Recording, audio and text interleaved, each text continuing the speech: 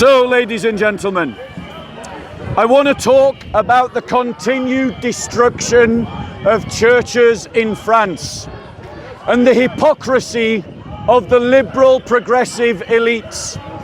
Imagine for a second that you saw in the newspaper that thousands of mosques in Britain had been targeted for vandalism, where they had been firebombed or graffitied or had their windows smashed in a clear campaign of hatred. If that happened, do you think the British media would talk about it? Yes, they would. And there would be lectures going on about the need to protect the Muslim community from harassment.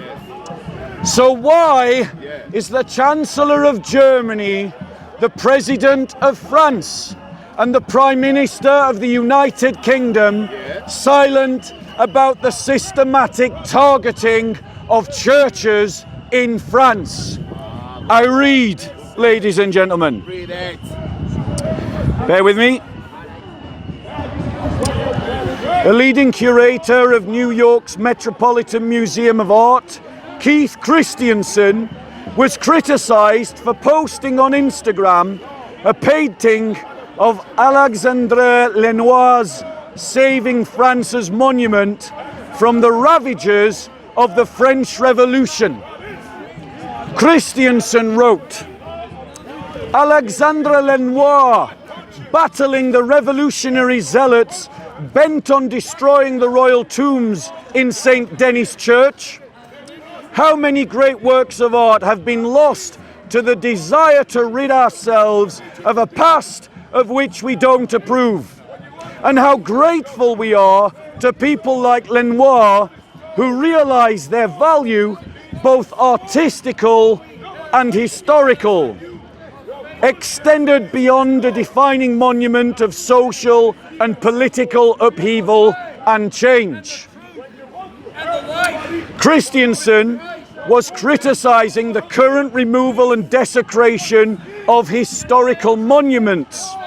He could not have known that a few weeks later, another French cathedral would be vandalized and an ancient organ which had survived Lenoir's revolutionary zealots destroyed by a blaze.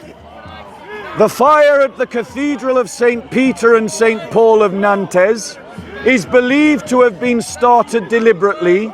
It was only a year ago that a massive blaze nearly totally gutted the Cathedral of Notre Dame de Paris.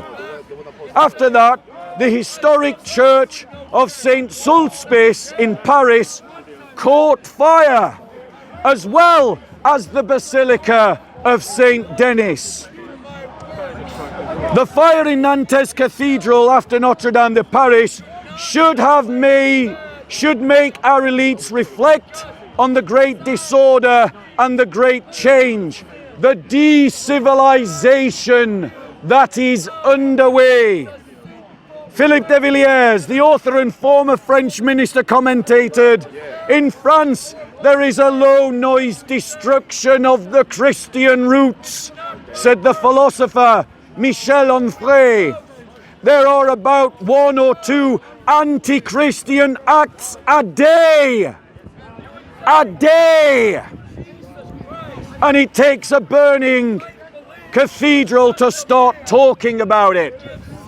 Ladies and gentlemen, to my Christian brothers and sisters, you are fools if you believe that the church does not have real enemies that seek our destruction. There are real enemies targeting Christian communities with acts of violence, vandalism, robbery, harassment and theft. And the state is doing nothing. The French state is doing nothing to protect the Christian monuments of France. or to protect the heritage of the Christian community in France. Why? Because the liberal elites who govern France are unwilling to see who is at the root of the problem. Islamist militants are targeting the French community in France. Such systematic daily occurrences of attacks against churches matches the pattern that Christians experience across the Islamic world. And France has a high proportion of radicalized Muslims because its secular ideology puts blindfolds over the eyes of the authorities, and they cannot see an ideological problem that they must face. And Christians are suffering because of it. Brothers and sisters, as we have seen in this park, the state and its thugs do not protect Christians when they are harassed in this park. Nothing. They don't do anything to help Christians. Nothing at all, Lord. So what must we Christians do?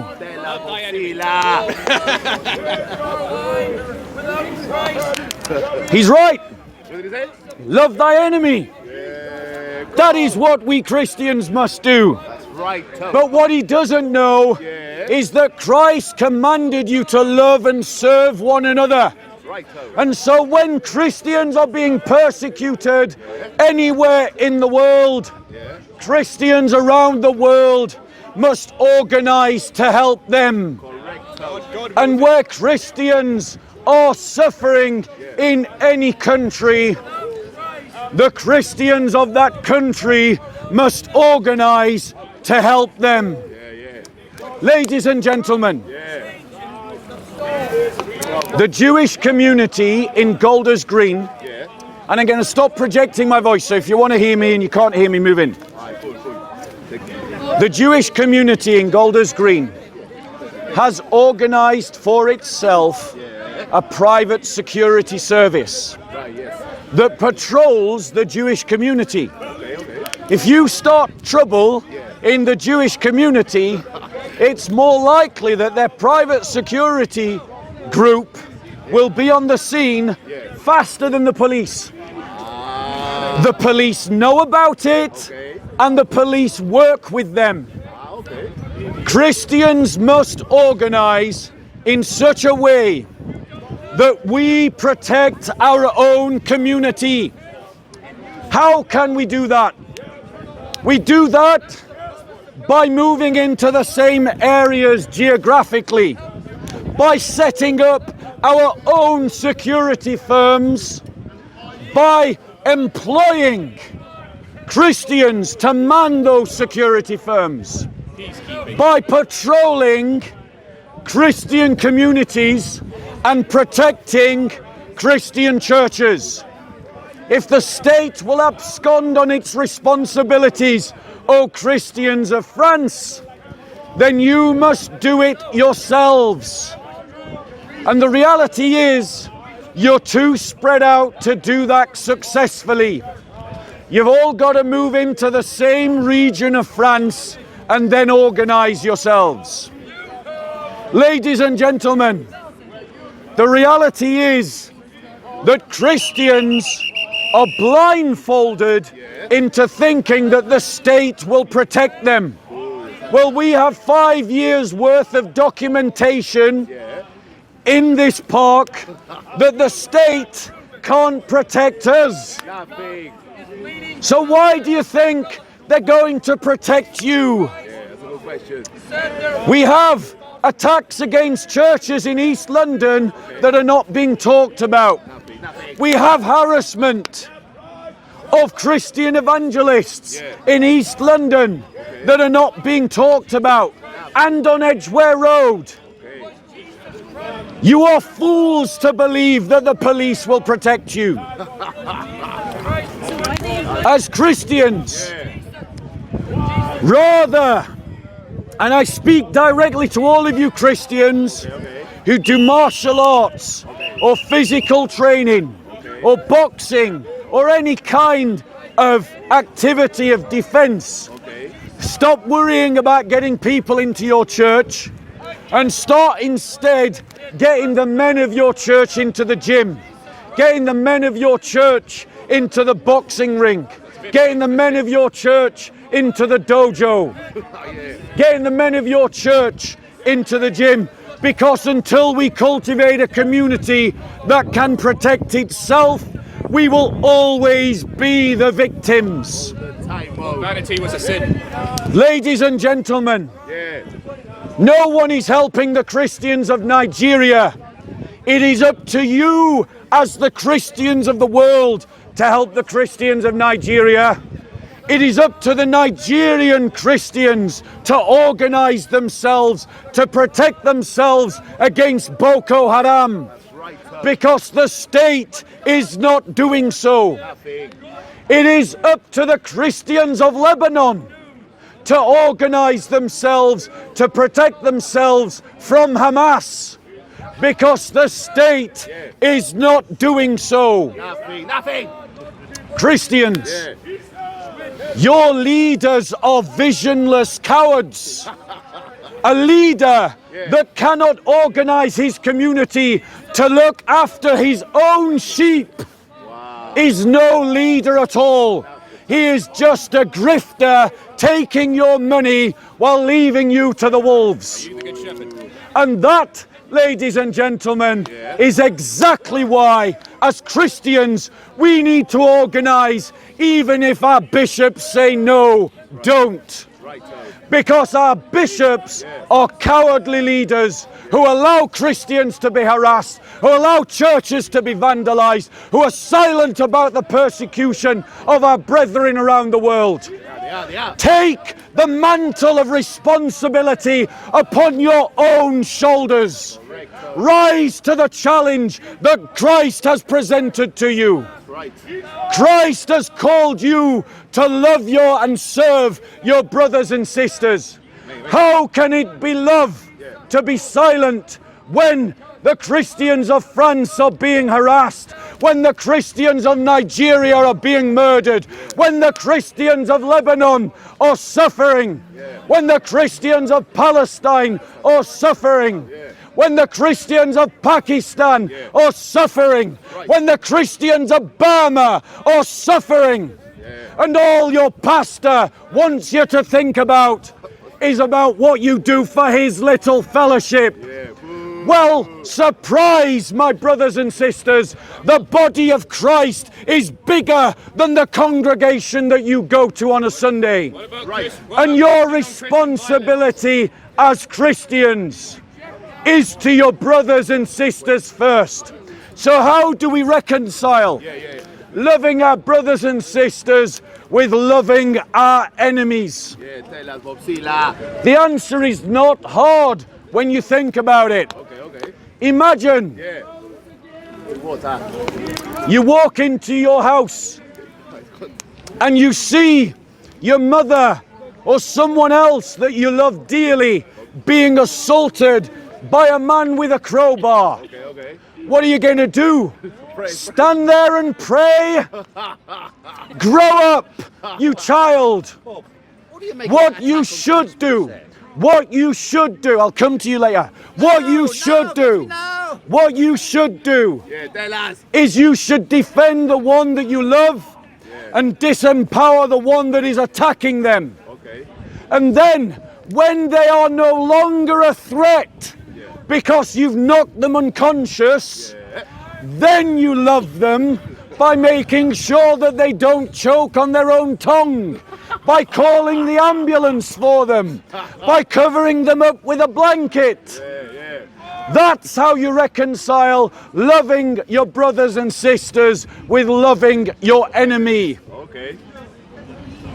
There must be a response to the burning of churches in France.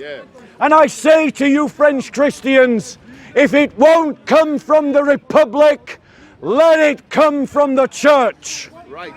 Any questions, ladies and gentlemen? Who represents all the churches in the UK, in France, from up north? Okay. Who is the identity and where is located? So, the question is, ladies and gentlemen, who represents the Christians in all of Europe? All the Christians. Okay. The fact of the matter is that institutionally, there is no single representation, because Christians are divided by historical sects. And so at the time when we most need to unite, our leaders do not think together collectively. The mantle of responsibility, to quote Halo, for those of you that are going to mention it in the comment section, is on you who are listening to my voice.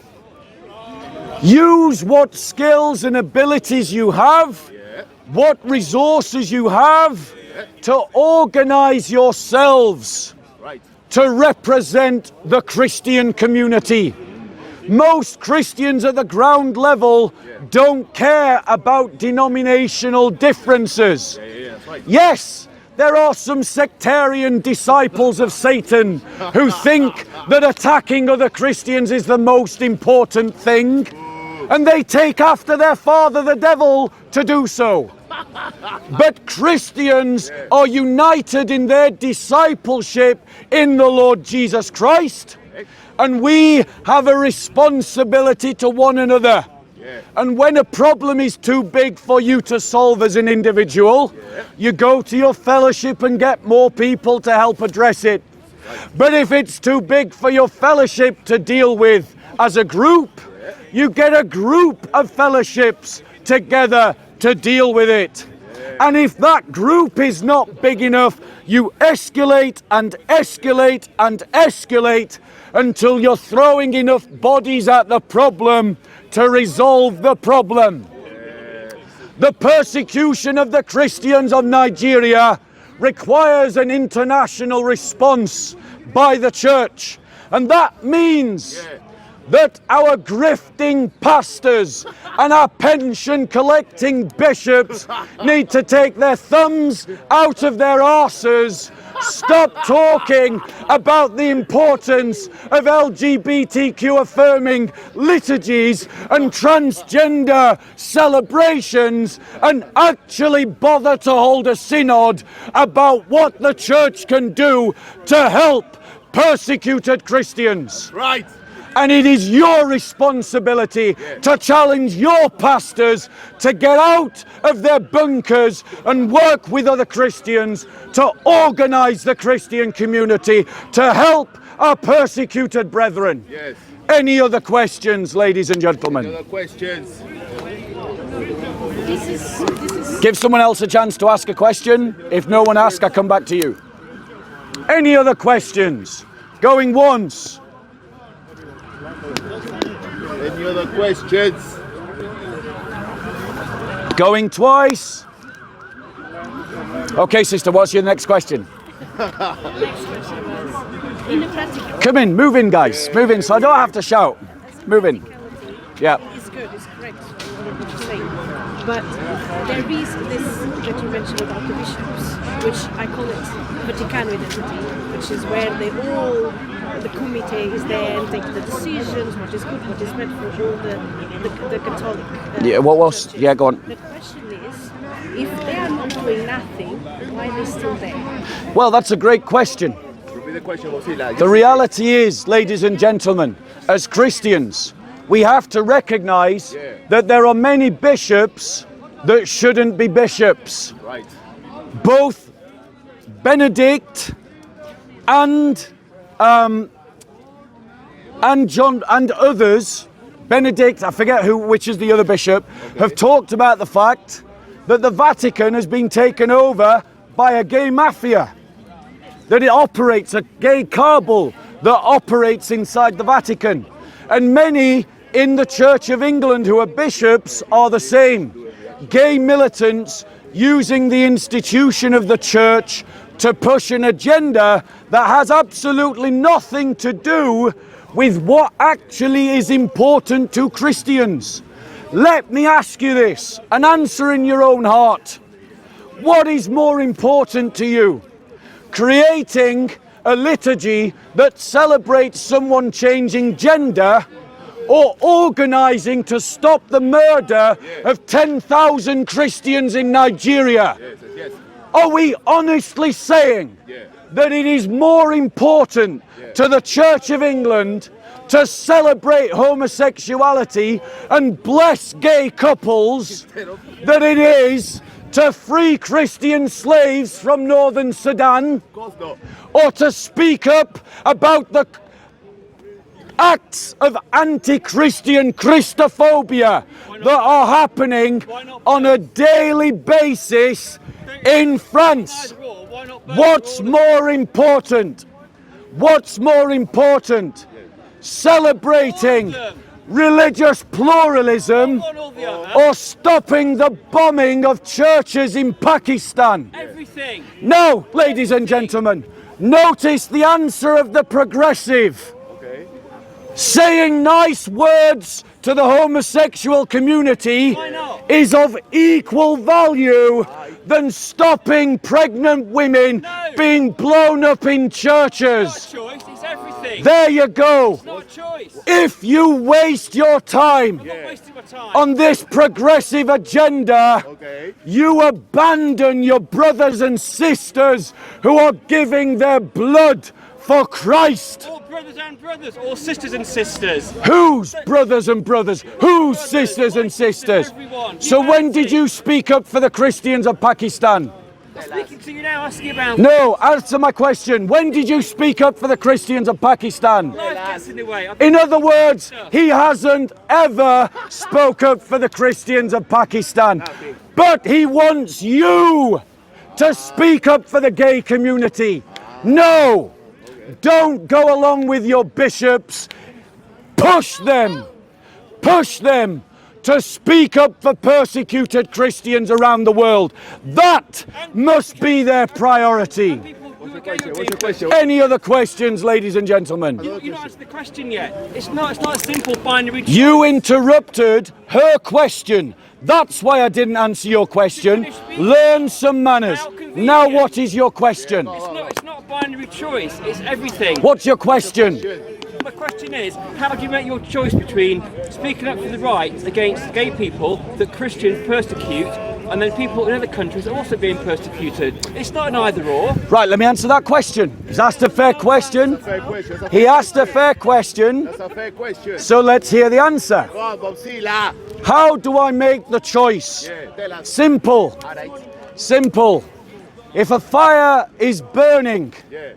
and you only have the time to save one child Okay.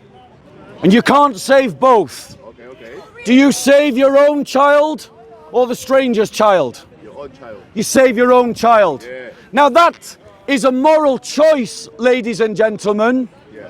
that we genuinely face. Why? Why?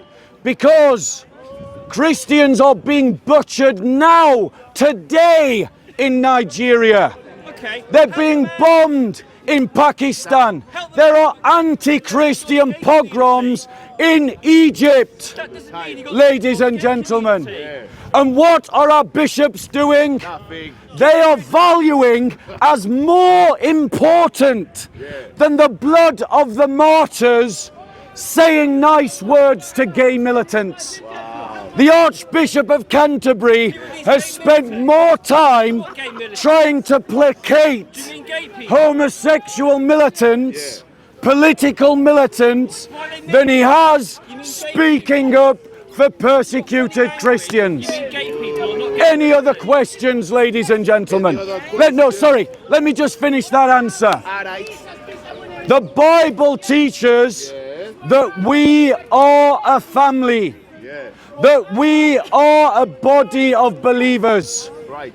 and that when one part of the body suffers, we all suffer. Yeah. So that Pakistani family that is being harassed is your concern. That Nigerian family that's been forced from their homes is your concern. And as you've seen, the gay militants don't speak up for them. So you must, because no one else will. Okay, ladies and gentlemen, don't feed the troll. Don't feed the troll. Who's the troll here? He'll feed on your energy. Don't give him energy. Any other questions, ladies and gentlemen? Yeah, go on. Do we not deserve rights? So is the question about gay Christians deserving rights? No, but like, why can't we both speak about? Sorry, what's the question? Why can't we speak about gay Christians? Let's speak about gay Christians. Okay, let's speak. She asked, why can't we speak about gay Christians? We do, all the time. And we're still. So, ladies and gentlemen, let's be clear. Now, notice the trolls, don't feed the trolls. Notice they ask a question. Right, guys, I'm going to move this way. If you want to listen to their conversation, stay here. Right, I'm going to move this way if they're going to talk. Come on, I'll answer the question here. I'll answer the question here. You lost the argument. No. What about gay people? If you want to listen to the answer to the I'm question. listening. Tell me about your. So, ladies and gentlemen, so what do we do about gay Christians? Let's talk about that. Finally. So the question is, and firstly, notice how the gay militant activist forces their question to the top of the agenda. Gay militant activists. Christians, learn from this. Being noisy about the persecuted church forces it to the top of the agenda. Learn political science. So let's talk about the question about gay Christians. Here, we'll pause while we change the battery. This is gift for me, please. Help yourself, please, please. No, you Muslim, don't take it. Say Muslim. I'm a Christian. No, you Muslim. He's a Sikh, actually. He's a Sikh. It doesn't matter. No, you the one. You take it. Thank you very much. Yeah, man. That's very kind of you. Thank no, you. thank you. Have a good day. No, you too. And Because have a good Ramadan. We'll talk about... If you're Muslim, if you come to me, I slap him because you know you fasting. They do behind the camera. Right. Yeah, he's right. Fake fasting in Ramadan. We know all about it. It's not 30 days of fasting. Okay. It's 30 days of feasting. They have a big breakfast and a big supper, and they just go without lunch. And then they have the audacity to try and lecture Christians about fasting. What a joke. So in answer to the question, ladies and gentlemen. Now notice, the gay militant asked a question, didn't even bother to listen to the answer. So the answer to the question, What's the answer? homosexual Christians have to be disciples of Christ. And as Christians, we relate to our sexuality through our faith. We don't relate to our faith through our sexuality. So gay Christians must abstain from sexual acts. That's it. And we as Christians must support them in doing so. That means that we must affirm the celibate life as something to be celebrated, as something that is noble and true and honourable and decent. And where, because they cannot have erotic love, we must provide them the other kinds of love that satiate the soul. The love of friendship, the love of family, the love of neighborliness and community. That is how Christians deal with homosexuals. What we must not do is allow them to hijack the church and to make the church an institution of their own political ideology. And that is what has happened.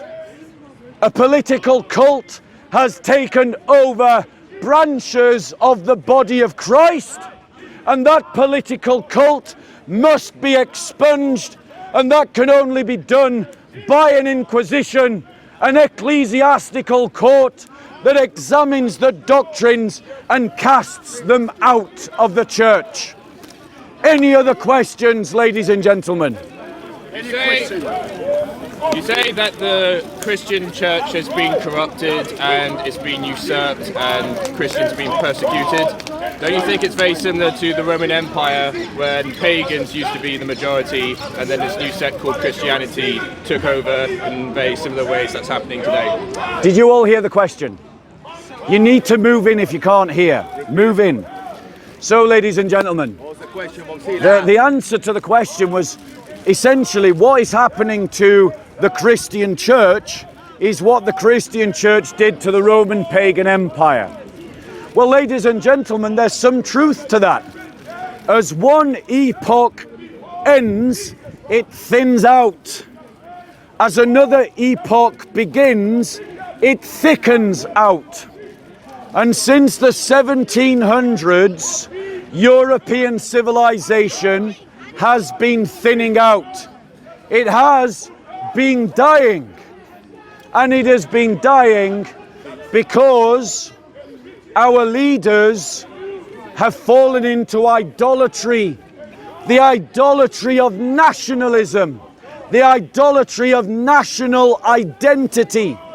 And so as the state moved further and further away from Christianity, many Christians went along with the state because they thought of themselves as being British or Americans. We Christians must separate ourselves from all national and ethnic identities, and we must root ourselves solely and firmly in our religious identity as Christians.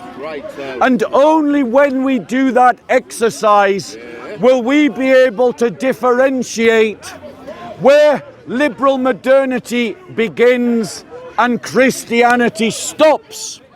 And only when we assert, ladies and gentlemen, our Christian identity politically, economically, culturally, socially, will we be able to re-establish Christendom.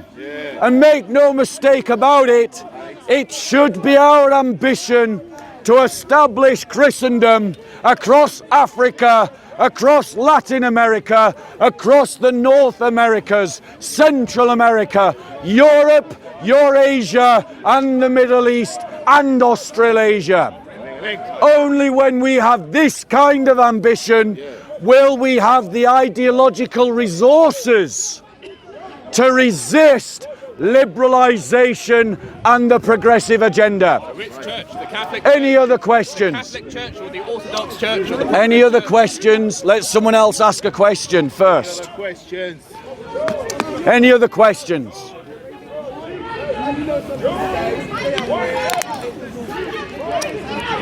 Going once? Got another question, I think. No. Going twice? Do you believe, Bob, Go on. Oh, Moses. that you should love your neighbour as yourself? Explain Can I give you that? what that means. Okay. So the question was, ladies and gentlemen, and if you can't hear, you're going to have to move in so don't project my voice. Go on, Bob, see that. The question is, what does it mean to love your neighbour as yourself? Well, Jesus gave a story about that. The story of the Good Samaritan. The Samaritan was the man that stopped to help the wayfarer who had been abused on the road.